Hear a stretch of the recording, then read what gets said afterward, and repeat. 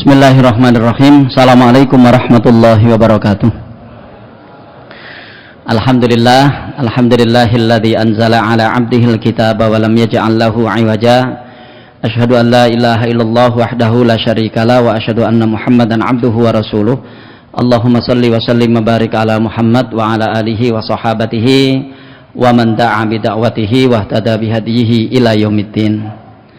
Para bapak dan ibu sekalian, khususnya seluruh jajaran pengurus takmir Masjid Namira yang saya hormati, alhamdulillah kita bersyukur kehadirat Allah Subhanahu wa taala pada malam ini Allah kembali mempertemukan kita dengan sebuah kegiatan yang tentu kita berdoa mudah-mudahan kegiatan ini mendatangkan nilai dan manfaat buat kita dalam rangka upaya kita yang terus-menerus untuk mendekatkan diri kepada Allah Subhanahu wa taala.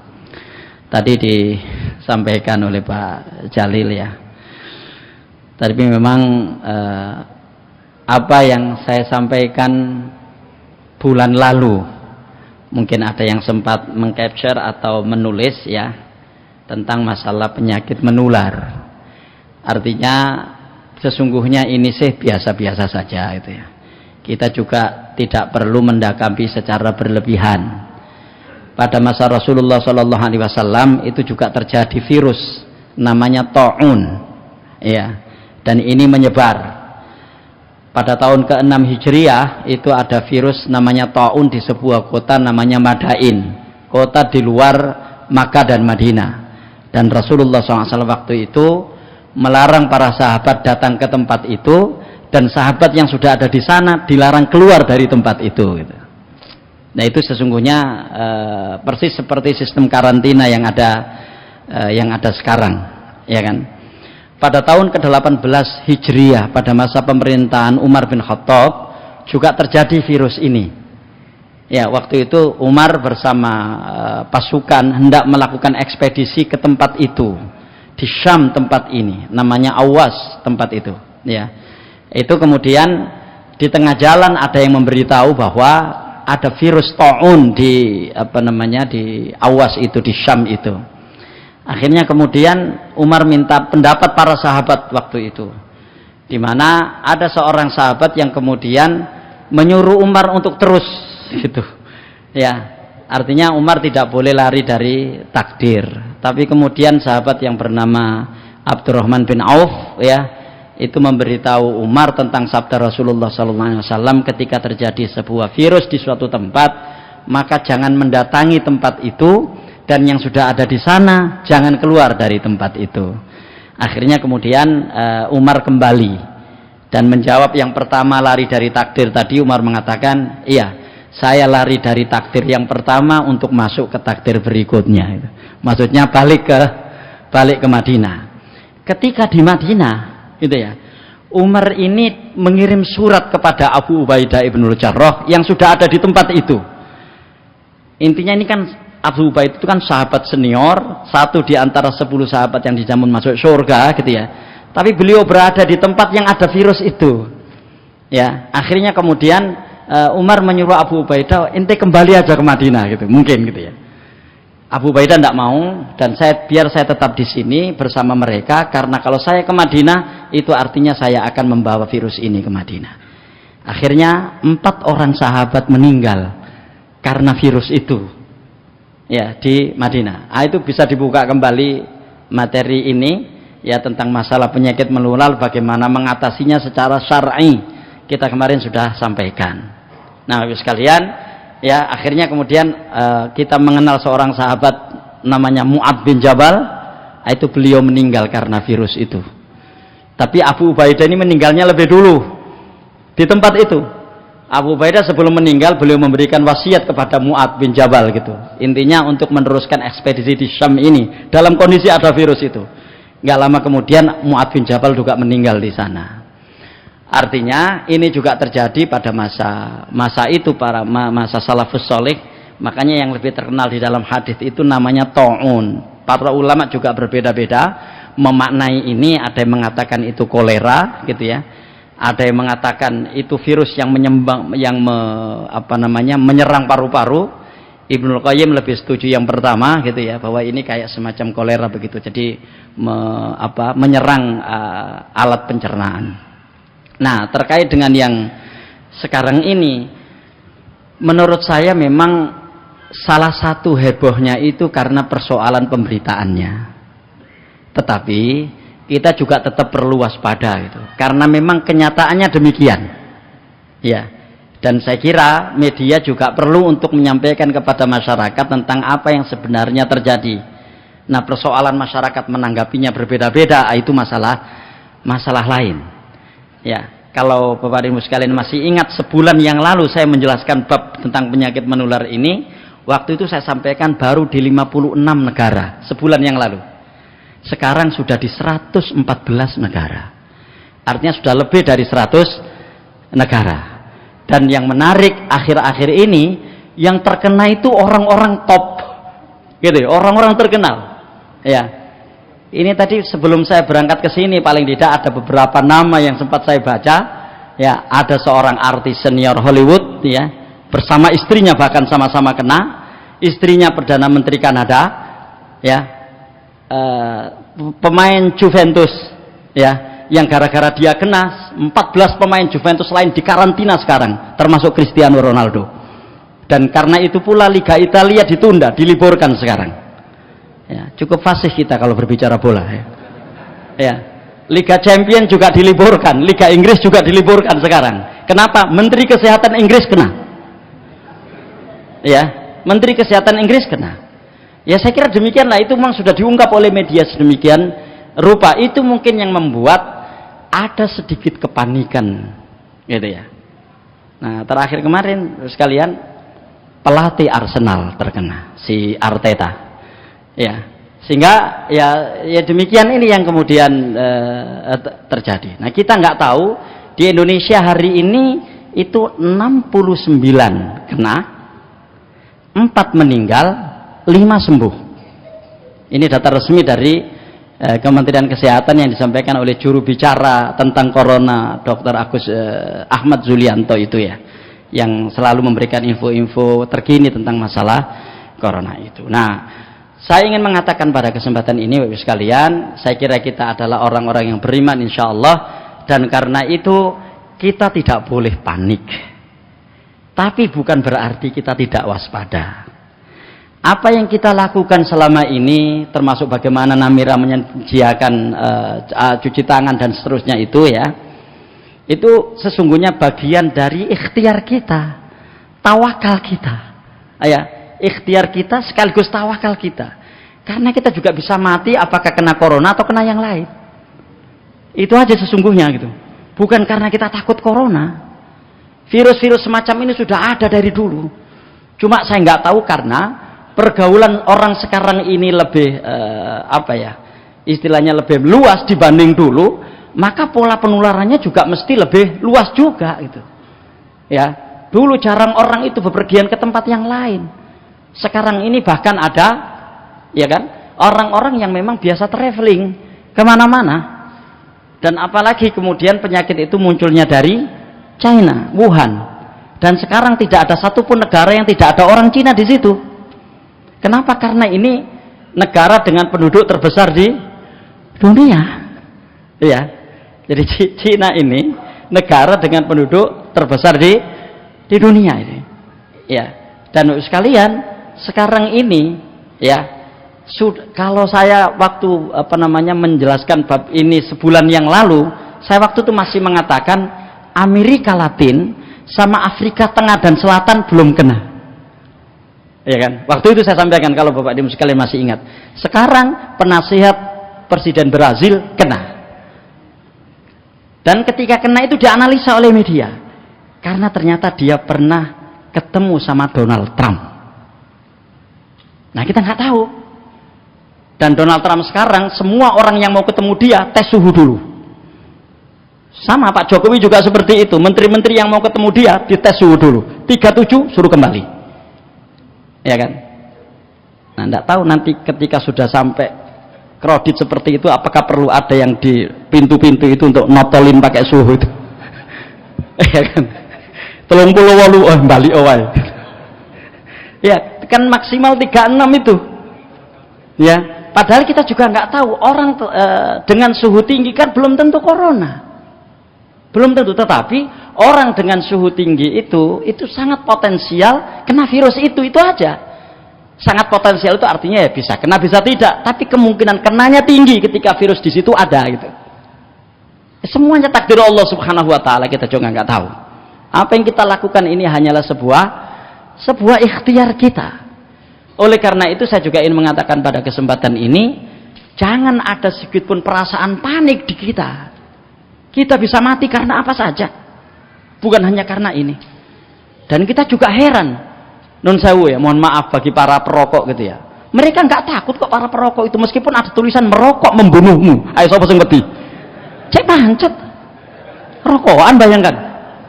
Ya, padahal tulisannya jelas ini, merokok membunuhmu. Gak wis ta yo. Ketika itu saya sampaikan ketemu dengan teman perokok, tapi kan matine alon-alon, Pak. Alon-alonnya apa? Ya kan? Kadang-kadang kita ini aneh juga gitu. Ada situasi-situasi paradok di dalam diri kita itu. Ya, itu bahkan kayak gono gunane nempelek nono ngono. Soalnya ternyata jumlah perokok juga tidak menurun meskipun ada tulisan merokok membunuhmu. Dulu kan nggak begitu kan? Merokok menyebabkan bla bla bla, mungkin kesuwen gitu ya. Juga sing luwih tegas. Merokok membunuhmu. Lho ngene cek pancet. Dan nggak takut kita. Kenapa begitu ada corona seperti ini kayak orang kelabakan begitu nyari masker ini apa dan seterusnya. Jangan ada kesan panik. Apa yang kita lakukan itu adalah ikhtiar kita. Dan ikhtiar itu perintah Allah Subhanahu wa taala. Ya kan? Ikhtiar itu perintah Allah Subhanahu wa taala. Dan kemudian seterusnya kita tawakal. Dan saya ingin mengatakan pada kesempatan Bapak sekalian, ya kan, ikhtiar kita tidak boleh melebihi tawakal kita. Itu yang penting ini, ya kan? Karena kalau ikhtiar itu semampunya, ya kan? Kita nggak mampu beli masker, ya kita nggak beli. Memang kita nggak punya duit untuk beli masker. Kita mau beli masker di toko itu nggak ada, ya kita nggak beli. Ya, kita mau beli hand sanitizer misalnya. Kalau kita mau beli, ya silahkan. Kalau enggak, ya kita nggak mampu. Kalau ikhtiar itu semampunya. Tapi kalau tawakal itu sekuatnya. Jadi harusnya tawakal itu lebih tinggi daripada ikhtiar kita. Ya, cuma sering kadang-kadang kita ini seolah-olah karena naudzubillah min dzalik sebuah kepanikan yang melanda diri kita, sok kita ini ikhtiar kita ini seolah-olah melebihi tawakal kita. Jadi berdoanya kepada Allah kurang, zikirnya kepada Allah kurang, mendekatkan diri kepada Allah kurang, gitu ya. Hanya kemudian kita mengandalkan kemampuan kemanusiaan kita. Padahal kemampuan kemanusiaan kita itu tidak apa-apa, tidak ada apa-apanya dibanding kekuasaan Allah Subhanahu wa taala. Kalau menurut saya ketika ada seorang menteri kesehatan kena, ini tanda-tanda kekuasaan Allah. Bayangkan bendino gembul obat, ya kan? Mungkin biaya yang paling tahu tentang virus itu bagaimana cara mencegahnya. Allah berkehendak kena. Ya kan? Kena. Dan juga seperti itu. Di Wuhan misalnya sekarang itu sudah mulai menurun. Dan beberapa orang di sana juga ada yang nggak kena. Ya, ada yang nggak kena. Di Cina daratan itu sekarang 3.000 lebih sedikit dari sekian miliar penduduk Cina, ya kan? Artinya apa? Artinya yang tidak kena juga banyak, gitu loh. Nah cuma ya sekarang ini kan memang era media sosial. Era media sosial itu biasanya dibumbui dengan berita-berita hoax, dan berita-berita hoax itu biasanya lebih besar daripada aslinya. Istilahnya foto begitu lebih indah dari warna aslinya, ya kan? Dan inilah yang kemudian menjadikan orang itu panik. Sekali lagi, insya Allah karena kita adalah orang-orang yang beriman, kita tidak panik. Satu. Yang kedua, mari kita berusaha tawakal kita itu bisa melebihi ikhtiar kita. Karena kalau tawakal itu sekuatnya, dan sarana untuk tawakal itu kita mampu semuanya kalau kita mau. Tapi kalau sarana ikhtiar itu akan sesuai dengan kemampuan kita, kemampuan kantong kita, ya kan, dan kemampuan kondisi yang ada gitu. Ya, saya kemarin itu ke Jakarta, ya. Di Jakarta itu 10 apotek saya cari yang namanya hand sanitizer itu enggak ada. Yang untuk nyuci tangan itu. Ya, yang pakai alkohol itu loh. Enggak ada. Masker enggak ada. Itu di Jakarta. Lamongan ikut-ikutan enggak ada juga itu. Ya. Jadi seperti itu. Itu kalau itu ikhtiar semampunya. Dan kemampuan itu terkait dengan kondisi kita dan kondisi eksternal kita. Tapi kalau tawakal itu sekuatnya. Dan sarana untuk tawakal itu insya Allah kita semuanya mampu. Hanya kita mau atau tidak. Dan bentuk tawakal tertinggi, ya berdoa kepada Allah Subhanahu wa ta'ala. Dan berdoa itu kan sekuatnya kita. Mau kuat kita berapa jam dalam berdoa kepada Allah Subhanahu wa ta'ala itu.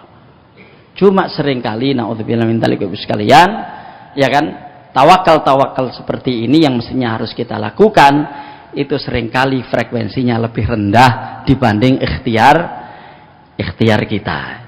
Ya, ini anak saya kebetulan kuliah di Libya di Jakarta. Ya, hari ini sholat Jumat ditiadakan. Ini di Libya. Hari ini sholat Jumat ditiadakan. Mudah-mudahan tidak berubah kebijakannya ya. Menteri Agama kemarin memberikan pernyataan insya Allah untuk di Indonesia di bulan Ramadan nanti, ya kan, sholat tarawih masih diberlakukan di masjid-masjid itu ya.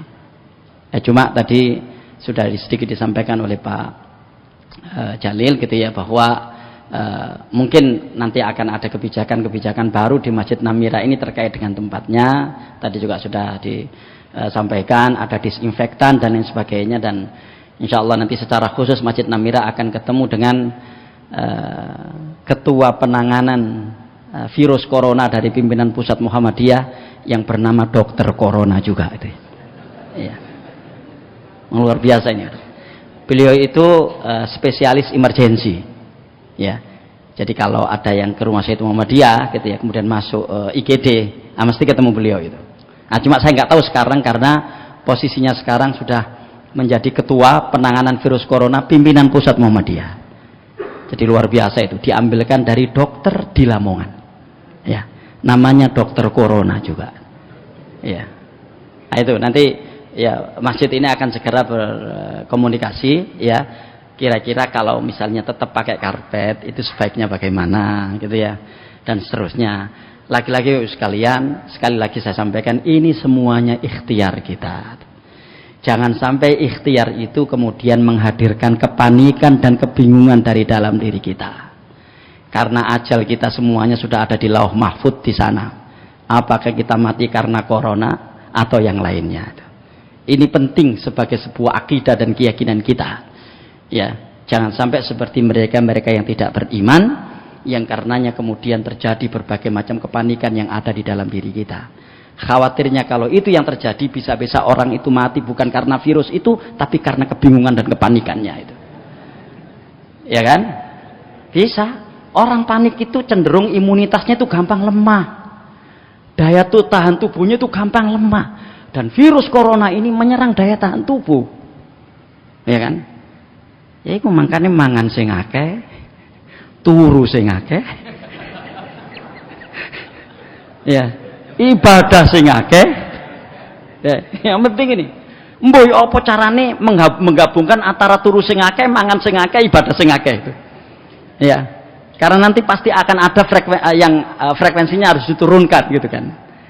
Nah, sekalian, saya kemarin itu sebelum ke Namira ya, hari Rabu waktu di Jakarta itu, lo kok ndilalah buka internet ketemu hadis ini, dan koyoke kok ya rada matuk kalau kita sampaikan dan kita kaji sekarang.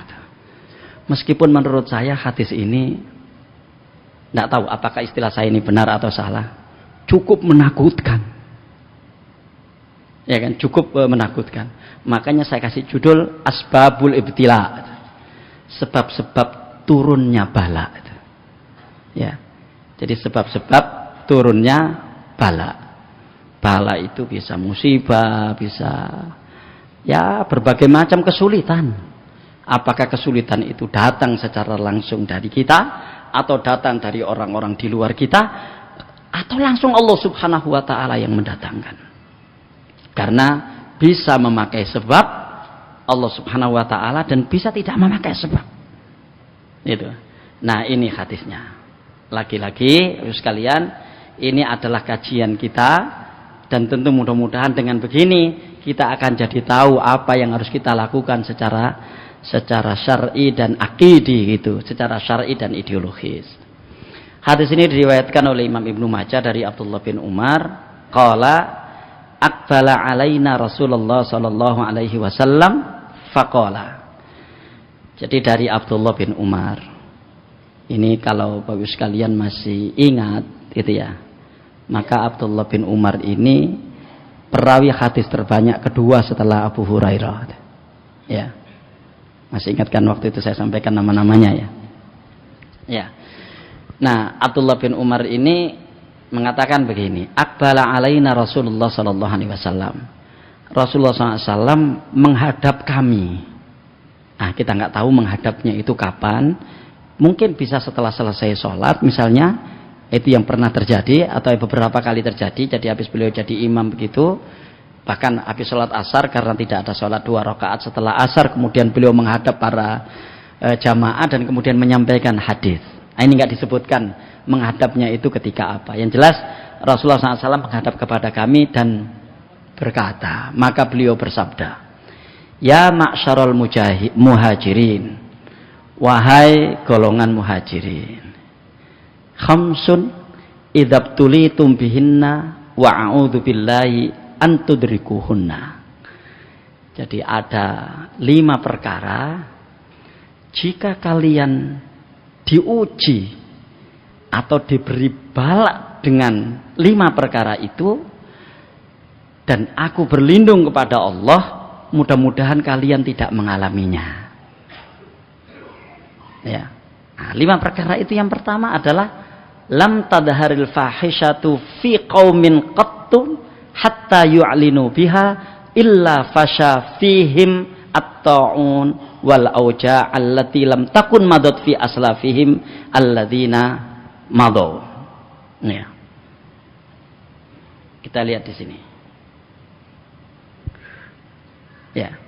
Wahai golongan muhajirin, 5 perkara apabila kalian mendapat cobaan dengannya, maksudnya kena balak gitu ya, dan aku berlindung kepada Allah semoga kalian tidak mengalaminya. 1, tidaklah kekejian menyebar di suatu kaum, kemudian mereka melakukannya dengan terang-terangan, kecuali akan tersebar di tengah mereka penyakit taun dan kelaparan yang belum pernah terjadi terhadap para pendahulu mereka. Ya, itu yang pertama. Yang kedua, ya, walam yang kusul mikyala wal mizana illa ukhidu bis sinin wa syiddatil mauna wa juris sultan alaihim. Dan tidaklah mereka itu mengurangi takaran dan timbangan, kecuali mereka akan dilanda kelaparan dalam waktu yang lama, kesulitan hidup, dan kedoliman penguasa. Kita baca agak rinci aja, nanti kita sampaikan detailnya itu. Ya. Walam yamna'u zakata amwalihim illa muni'ul qatra, ya, minas sama'i walaulal bahaimu lam yumtiru. Ya, lam yumtoru gitu ya. Dan tidaklah mereka menahan zakat, maksudnya tidak mau mengeluarkan zakat, kecuali akan ditahan oleh Allah Subhanahu wa Ta'ala untuk mereka hujan dari langit. Seandainya tidak ada binatang ternak, niscaya mereka tidak akan diberi hujan. Kita lihat nanti ininya penjelasannya. Walam yanqudu ahdallahi wa ahda rasulihi illa sallallahu alaihim aduwan min ghairihim fa akhadhu ba'dama fi aidihim. Dan tidaklah mereka melanggar janji kepada Allah Subhanahu wa Ta'ala dan Rasulnya, kecuali Allah Subhanahu wa Ta'ala akan mengangkat orang yang menguasai mereka, mengangkat musuh yang akan menguasai mereka, ya, dari selain mereka, maka kemudian musuh itu mengambil apa yang ada di tangan mereka. Wa malam tahkum a'immatuhum bi kitabillahi wa yatakhayyaru mimma anzalallahu illa ja'alallahu ba'sahum bainahum. Dan selama para pemimpin mereka tidak menjalankan hukum Allah Subhanahu wa taala dan tidak menganggap hukum Allah itu lebih baik dari yang lain, maka Allah akan menjadikan permusuhan di antara mereka. Saya sudah detailkan begini. Satu. Ya, kita mulai. Lam tadharil fahishatu fi qaumin qad hatta yu'linu biha illa fasha fihim ta'un wal auja'ul lati lam takun madat fi aslafihim alladzina madaw. Hadis-hadis seperti ini Bapak sekalian, ya, ini sabda Rasulullah sallallahu alaihi wasallam, ya, Imam Albani hadis ini disahihkan oleh beliau, riwayat Ibnu Majah, artinya bahwa ini akan terjadi. Ya, ini akan terjadi. Nah, apakah yang sekarang ini seperti itu atau tidak? Wallahu a'lam. Tapi ini pasti akan terjadi, entah kapan. Dan tentu kita berdoa mudah-mudahan kita tidak menangi zaman ini sebagaimana Rasulullah tadi sampaikan. Ya, supaya tidak mengalaminya. Tidaklah kekejian, al-fahsya itu perbuatan-perbuatan keji. Para ulama menyebut al-fahisyah atau al-fahsya itu dosa-dosa besar. Di sini dosa besar itu disebut satu, al-fahisyah. Sehingga ada yang mengatakan al-fahisyah itu di situ adalah zina. Ada yang mengatakan begitu, zina. Tapi ada pula yang mengatakan itu salah satu contoh di antara dosa-dosa besar yang lain. Bayangkan kalau kemudian ini kita maknai dengan zina, nun sewu, mohon maaf, barangkali, sekali lagi barangkali fenomena ini sudah muncul, gitu ya. Tidaklah perzinaan itu menyebar di satu kaum kemudian mereka melakukannya dengan terang-terangan. Ya. Ya, mari kita lihat diri kita masing-masing dan mari kita lihat di lingkungan kita. Ya, apakah sudah muncul fenomena seperti itu? Apalagi kemudian kalau al-fahisyah itu adalah seluruh dosa besar. Dalam hadis yang lain, ya, masih kelihatan ya? Masih ya? Dalam hadis yang lain, Rasulullah itu bersabda tentang 7 hal yang harus dijauhi karena 7 hal itu merusak. Dan kalau kita lihat 7 hal itu semuanya dosa besar. Dan ketujuh-tujuhnya itu bisa terjadi pada siapa saja, ya kan? Bisa dialami oleh siapa saja, tentu dengan kondisi-kondisi tertentu. Dari Abu Hurairah, dari Nabi SAW, beliau bersabda, qala ijtanibu as-sab'al mubiqat. Ya, jauhilah olehmu 7 dosa yang membinasakan. Nah, kita lihat nih, dari 7 ini kira-kira yang sekarang sudah dilakukan orang dengan terang-terangan itu yang mana? Pertama adalah asyirku billah, syirik kepada Allah. Ya, nggak tahu saya ini sudah terang-terangan atau belum dilakukan orang itu. Ya, soalnya sekarang ada istilah terang-terangan yang tersembunyi. Gitu. Ya, sesungguhnya sudah disembunyikan itu, tapi kemudian masuk status di Facebooknya gitu. Ya, dan Facebook itu artinya bisa diakses oleh siapa saja bagi yang punya akun Facebook. Memang di era media sosial seperti ini kita tidak bisa mengendalikan. Ya, asyirku billah, syirik kepada Allah Subhanahu wa taala. Ya. Yang kedua adalah ya, wa qatlun nafsil lati haramallahu illa bil haq. Ya, membunuh. Dan kita sekarang ini hidup di dalam kondisi masyarakat yang mungkin kita sulit memperhitungkan bagaimana bab-bab seperti ini terjadi. Gak mewong gede tok sing iso mateni, arek cilik iso mateni. Ya kan? Kita lihat yang sekarang ini heboh ini. Tentu kemarin Pak Kapolres di Jakarta itu memberikan pernyataan bahwa kenapa kita ungkap, ya, kata beliau supaya orang tua berhati-hati dengan anaknya itu. Yang kita khawatirkan Bapak Ibu sekalian, naudzubillah min dzalik, mudah-mudahan Allah menjaga kita dan keluarga kita, adalah munculnya pikiran-pikiran nakal di anak-anak kita itu. Yang kita nggak bisa mengendalikan pikiran itu. Siapa yang bisa mengendalikan pikiran anaknya? Iya kan? Seringkali tidak bisa kita mengendalikannya. Kita bisa mengarahkannya, ya kan? Kita bisa memberi nasihat, tapi tetap ujung-ujungnya dia yang akan menentukan sikapnya. Dan seringkali sikap-sikap yang mereka tentukan berbeda dengan apa yang menjadi arahan kita. Ya. Saya mengatakan ini juga peringatan buat diri saya sendiri karena kebetulan anak saya banyak. Ya kan? Saya makanya kadang-kadang berpikir biar mek loro lah enak, gak iso gak akeh-akeh gitu ya. Jadi sekarang ngabsen, oh iko mbak iki AB, enggak saya iki A B C D E F G, mbo sampai H apa enggak itu? Ya begitu, kita nggak bisa mengendalikannya, ya kan? Termasuk yang sekarang ini tengah heboh, ya di media itu orang tuanya juga kebingungan bagaimana anak itu punya pikiran bisa membunuh orang. Wa qatlun nafsil lati haramallahu illa bil haq. Lah Pak nek kapan ana arek terus mateni wong ngarek ku durung balik dosane nang sapa Pak? Wallahu a'lam. Kita nggak tahu. Apalagi kalau orang tuanya mengatakan saya nggak pernah mengajari itu. Ini kan sisi-sisi yang kita nggak bisa mengendalikan. Dan bab-bab terkait dengan pembunuhan ini terang-terangan. Ya kan? Terang-terangan. Bahkan banyak sekali kasus-kasus pembunuhan itu yang dia itu dengan gagah menyampaikannya ke media bahwa saya membunuh gitu. Na'udzubillah. Ya. Wa aklur riba. Itu ya.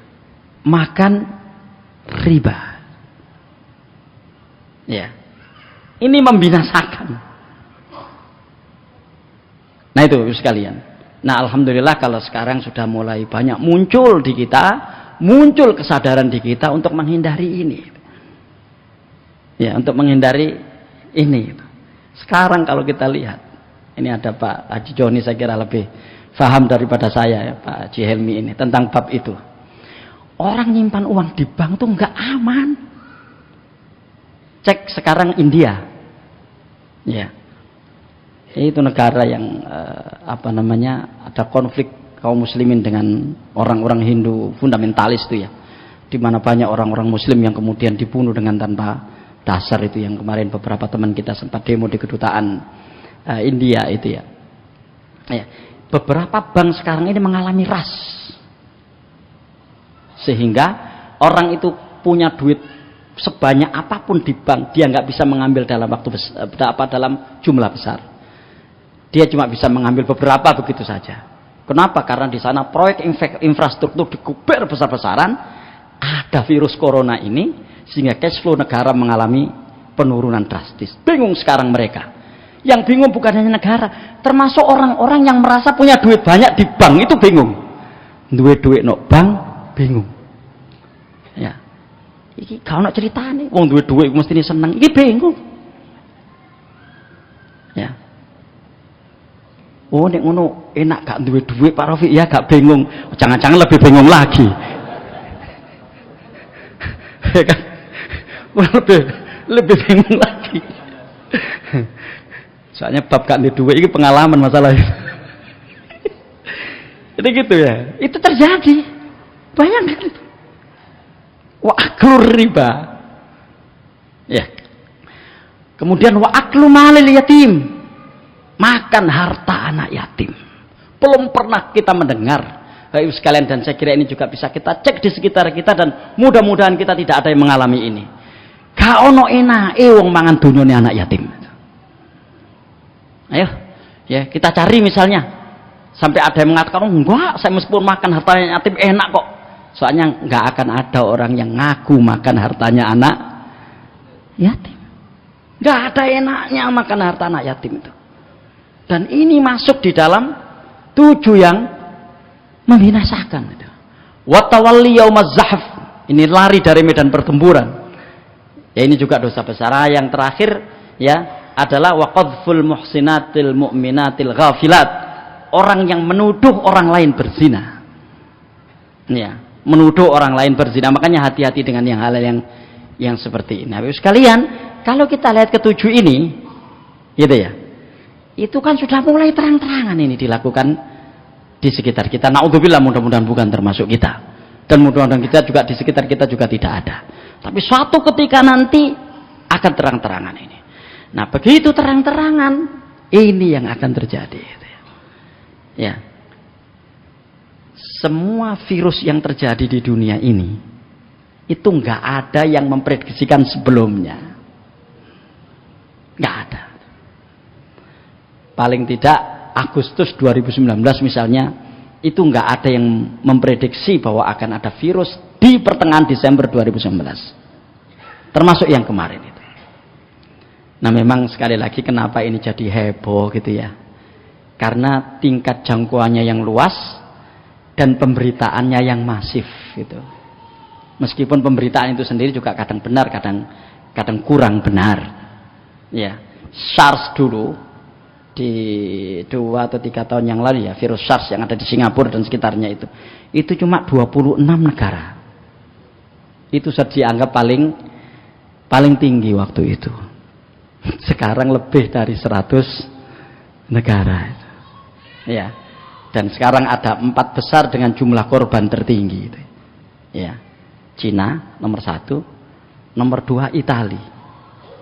Sekarang ini ya beberapa kota di Italia itu sudah di lockdown, diisolasi. Ada seorang pembalap legenda namanya Valentino Rossi berada di kota yang di lockdown itu sehingga nggak bisa keluar. Saya nggak tahu apakah karena itu kemarin nggak ikut balapan di Bahrain kalau nggak salah itu ya.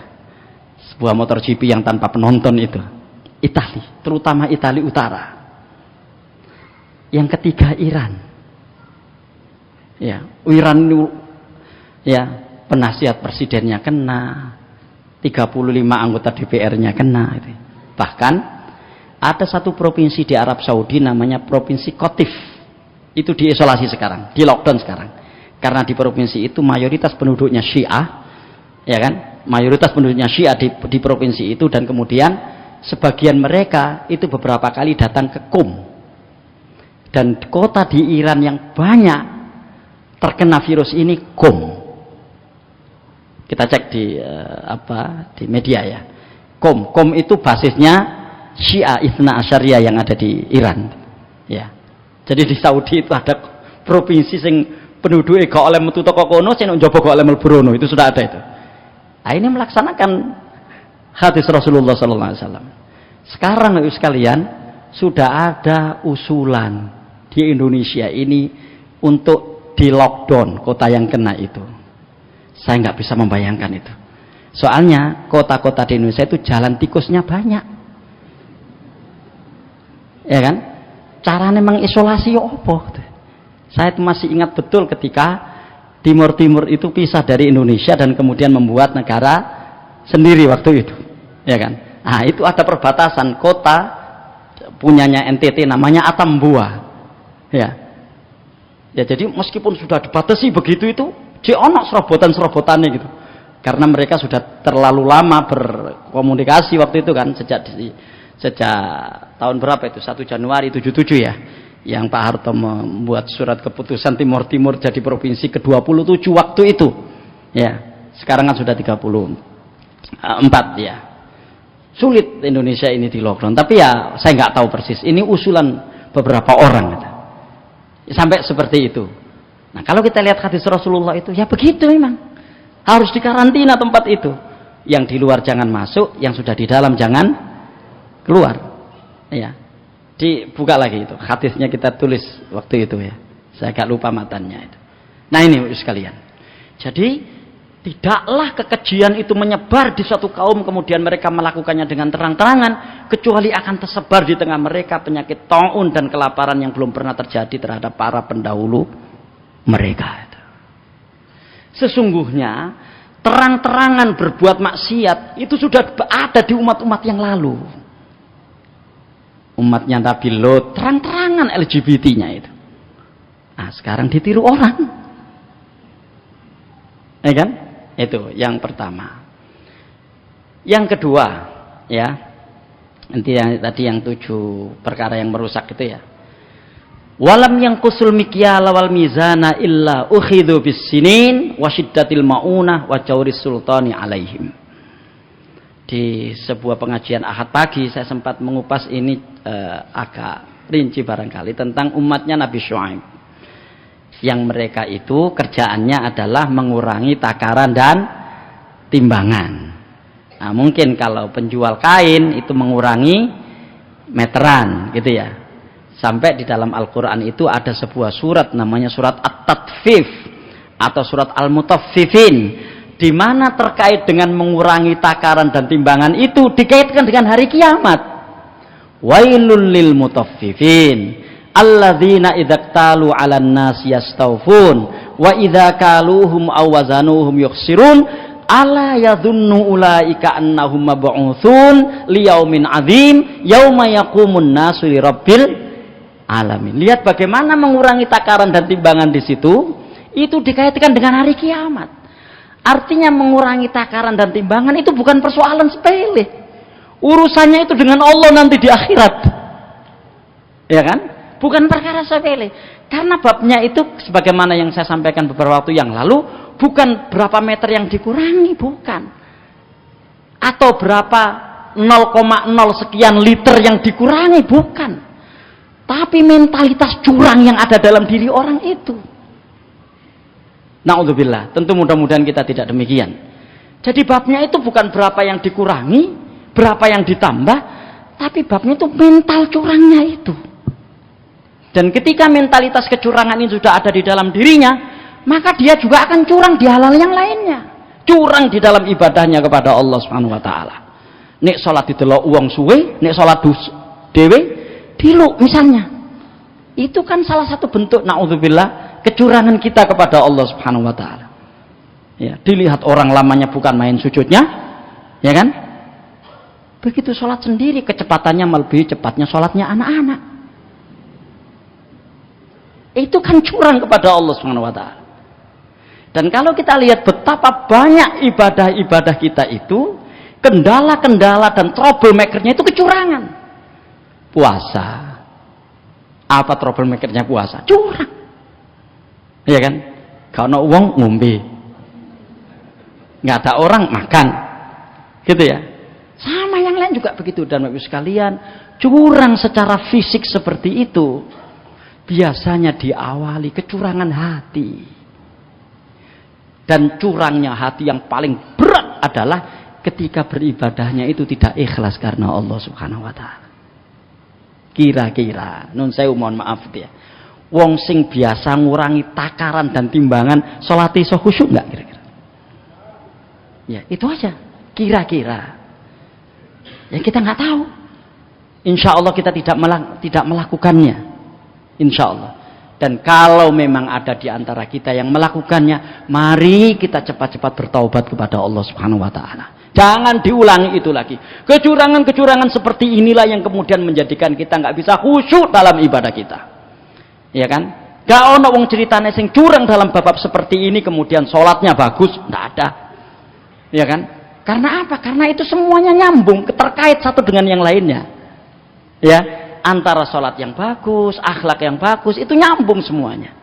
Dan disinilah biasanya ada keterpelesetan kita yang harus segera kita sadari. Ya, harus segera kita sadari dan kemudian kita perbaiki diri kita. Nggak ada di antara kita yang bisa mengklaim dirinya lebih baik daripada yang lainnya. Ya. Nah, naudzubillah, karena penyakit-penyakit seperti ini itu numani. Ya, itu ada seorang Mao Zedong dulu, seorang pemimpin Cina yang komunis itu, agama itu candu bagi masyarakat. Ya. Jadi kan kurang ajar itu ya. Kita menjalankan kewajiban itu dianggap orang mabuk sama dia itu.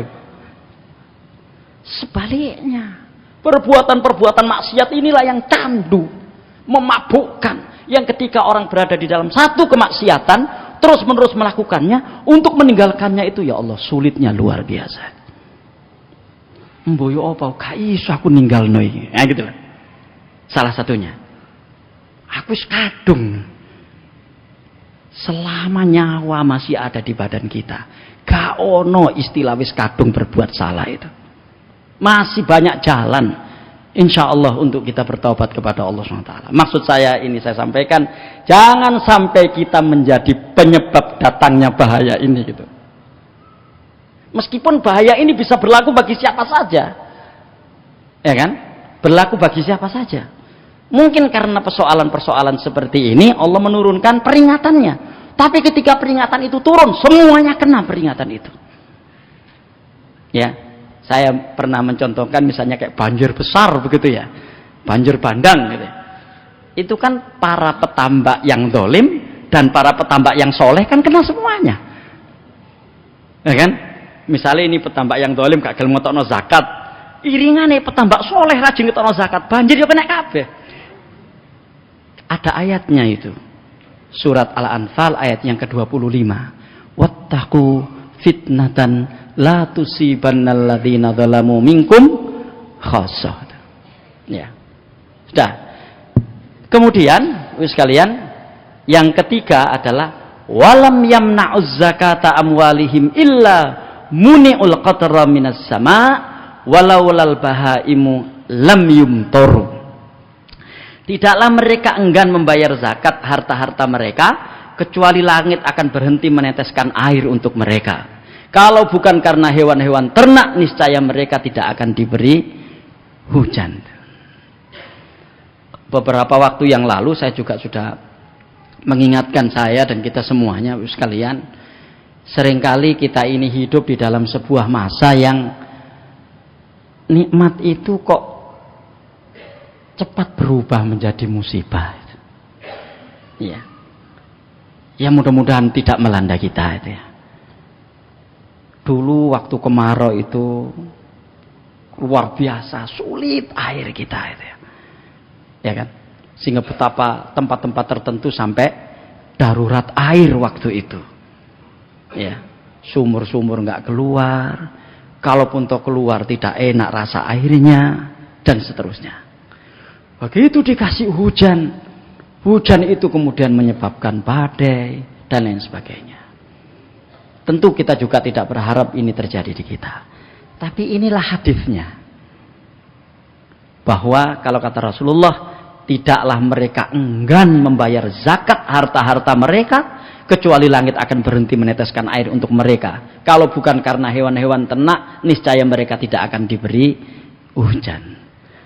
Bapak sekalian, saya yakin kita semuanya ini sudah kewajiban untuk menunaikan zakat, minimal zakat fitrah. Tiap tahun kita pasti mengeluarkan.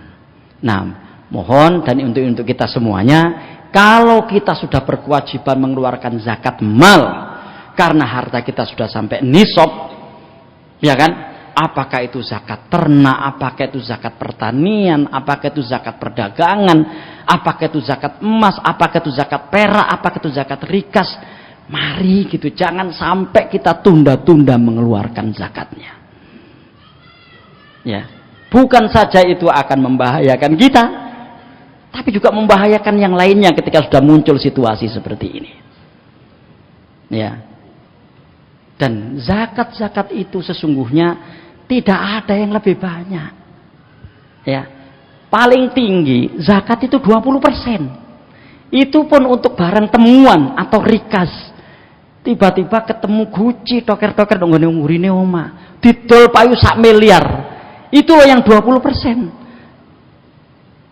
Nambo itu ada di khayalan atau di kenyataan gitu ya.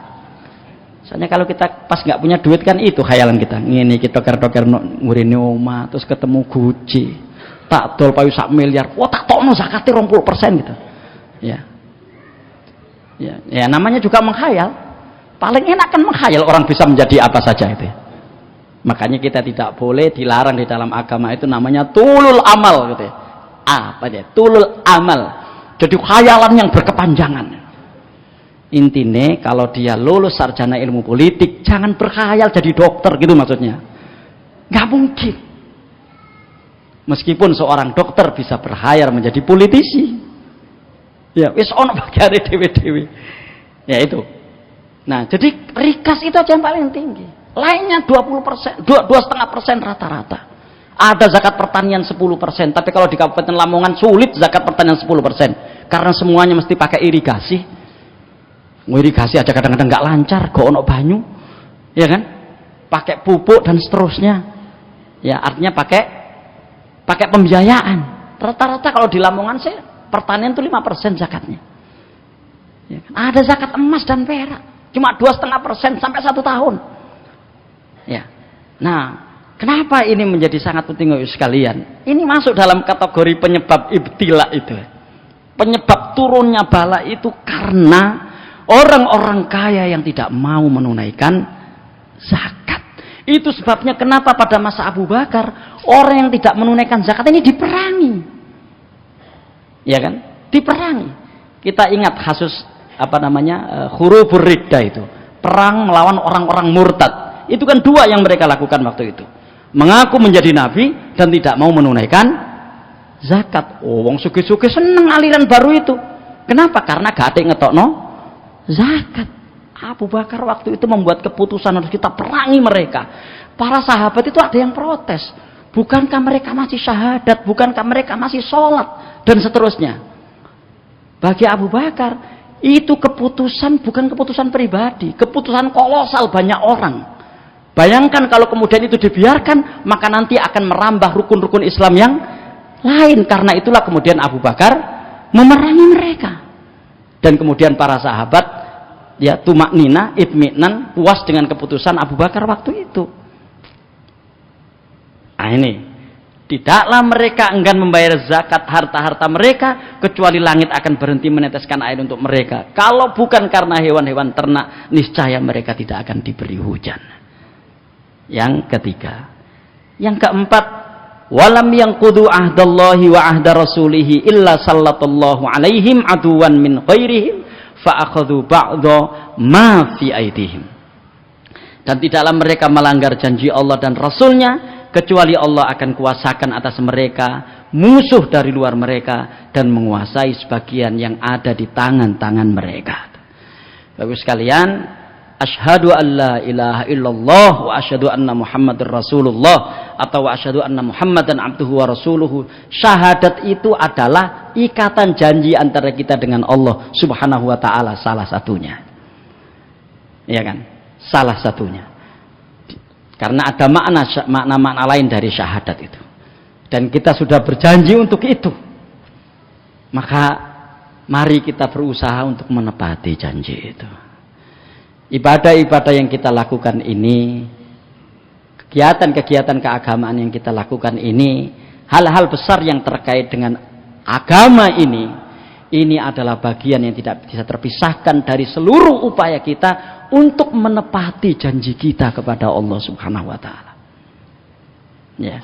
Maka jika janji-janji itu diabaikan, Allah dilupakan, ajaran-ajaran agama diterlantarkan, bahkan mengatakan agama itu beban, kewajiban-kewajiban agama itu memberatkan, dan seterusnya, wallahu alam bisawab gitu ya. Mungkin ini nanti yang akan terjadi. Ya. Yang kelima, wa ma lam tahkum a'immatuhum bi kitabillah wa yatakhayyaru mimma anzalallah illa ja'alallahu ba'sahum bainahum. Dan tidaklah pemimpin-pemimpin mereka enggan menjalankan hukum-hukum Allah dan tidak menganggap lebih baik apa yang diturunkan oleh Allah, kecuali Allah akan menjadikan permusuhan di antara mereka. Bapak sekalian, ya, saya kira di dalam bab yang satu ini adalah pertama kewajiban pemimpin. Tapi ada hal penting yang juga perlu kita ketahui dalam bab ini, yaitu upaya kita untuk memasukkan nilai-nilai agama kita di dalam aturan-aturan keseharian kita. Ya kan, di dalam aturan-aturan keseharian kita. Dan memasukkan agama itu sebagai poin utama dari seluruh kebijakan-kebijakan kita. Ya, jangan kemudian membenturkan agama itu dengan yang lainnya. Karena biasanya kalau agama itu dibenturkan dengan kepentingan yang lain, yang dikalahkan itu mesti agama. Bahkan kita jumpai sekarang ini agama sering menjadi kambing hitam. Dari berbagai macam persoalan kerumitan negara, naudzubillah, seringkali agama dijadikan kambing hitam. Langsung atau tidak langsung cara menyampaikannya. Inilah yang kemudian menjadikan banyak upaya-upaya untuk menjadikan orang itu tidak betah di dalam agama. Wabil khusus Islam dalam masalah ini tentunya. Ya kan? Sementara kita semuanya memahami ketika ada aturan-aturan yang di situ agama diabaikan, tunggu kehancurannya. Dan sesungguhnya apa yang kita lakukan sekarang ini kegiatan-kegiatan yang kita lakukan sekarang ini salah satu cara kita untuk memasukkan nilai-nilai agama itu dalam aturan-aturan keseharian kita, ya kan, dalam aturan-aturan keseharian kita.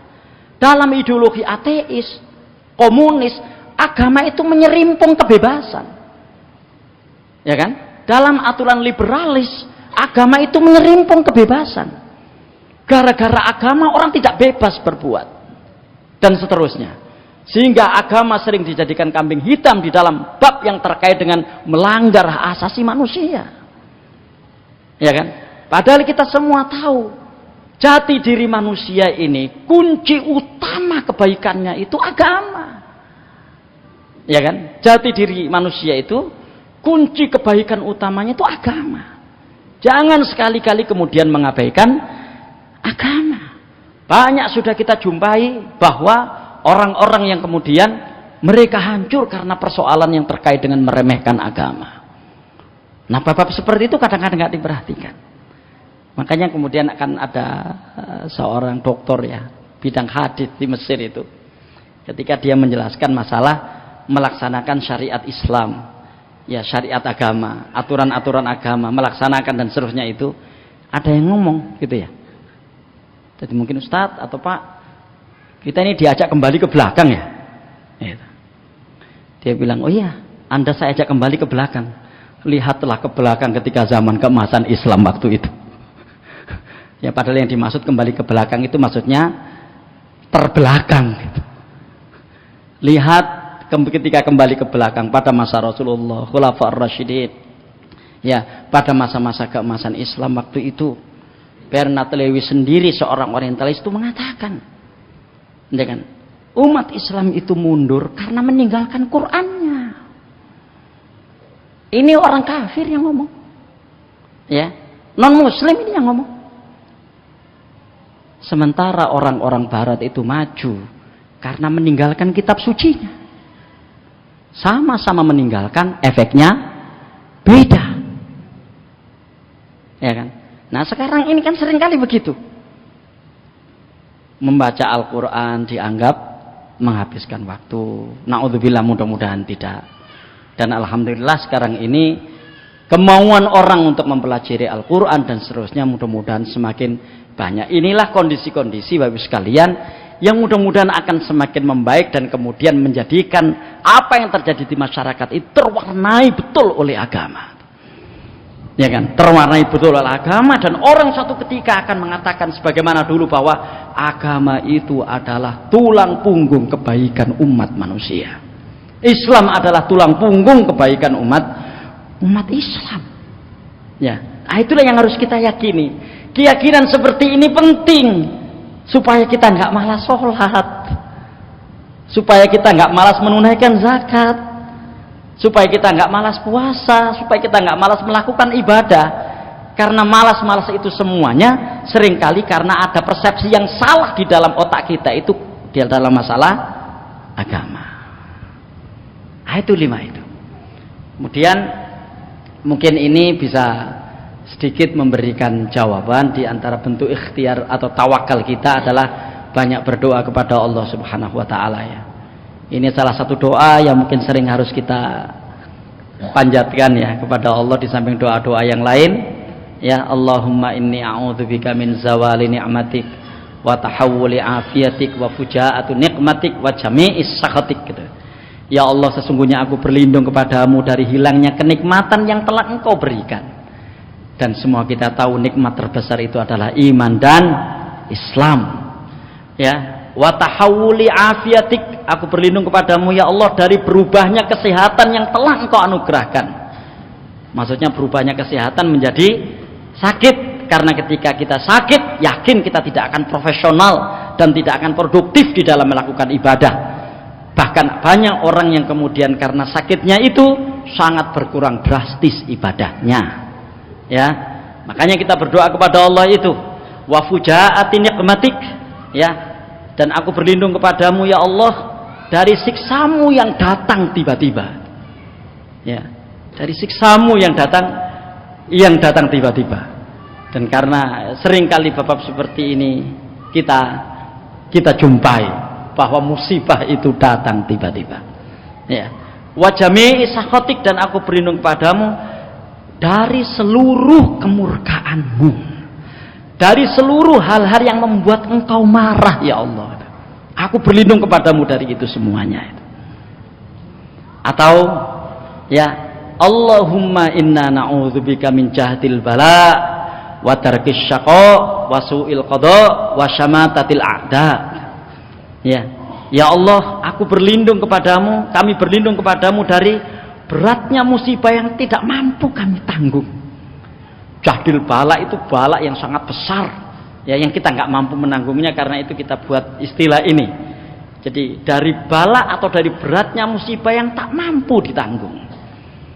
Dan sekalian, lihatlah umat-umat masa lalu, di mana mereka diberikan peringatan sekaligus adab oleh Allah Subhanahu wa taala, yang sepintar-pintar dan sekuat mereka nggak bisa menanggung musibah itu, dan kemudian mereka hancur karenanya. Kita tidak ingin seperti itu. Ya, wa darkis syaqa, ya. Dan aku berlindung kepadamu ya Allah dari datangnya sebab-sebab kebinasaan. Ya. Sebab-sebab kebinasaan. Ya, wasu'il qadha, dan aku berlindung kepadamu ya Allah dari buruknya akibat apa yang telah ditakdirkan. Intinya, kita ingin keputusan Allah Subhanahu wa taala itu adalah hal yang terbaik buat kita. Ya, hal yang terbaik buat kita itu.